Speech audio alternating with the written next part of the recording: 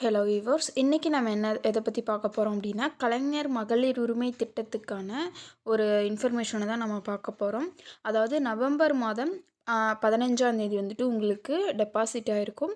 But வந்துட்டு message வந்திருக்காது. Direct net banking இந்த மாதிரியான இதில் வந்துட்டு உங்களுக்கு அவங்க அமௌண்ட் வந்துட்டு டெபாசிட் பண்ணியிருப்பாங்க.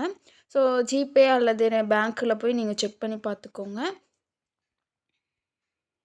இதுவரைக்கும் அமௌண்ட்டே வராதவங்களுக்கு அப்ளை பண்ணியிருப்பீங்க இல்லையா? ஸோ அது வந்துட்டு இந்த மாதம் கடைசியில வந்துட்டு உங்களுக்கு பணம் போடுறதா வந்துட்டு அவங்க அறிவிச்சிருக்காங்க.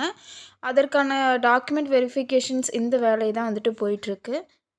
அடுத்ததா என்ன சொல்லியிருக்காங்க அப்படின்னா, இந்த மகளிர் உரிமை தொகை வந்துட்டு 2.0 அதாவது அடுத்த ஆட்சியிலும் வந்துட்டு தொடரும் அப்படின்ட்டு ஸ்டாலின் அவர்கள் வந்து சொல்லியிருக்காங்க. இதில பார்த்தீங்கன்னா தெரியும். அதாவது உங்களுடன் ஸ்டாலின் அந்த முகாமில போய் புதுசா அப்ளை பண்ண அந்த விண்ணப்பதாரர்களுக்கு எல்லாத்துக்குமே வந்துட்டு டிசம்பர் 15ஆம் தேதி முதல் வந்து உரிமை தொகை வந்து வழங்கப்படும் அப்படின்ட்டு துணை முதல்வர் உதயநிதி ஸ்டாலின் வந்துட்டு அவங்க தெரிவிச்சிருக்காங்க.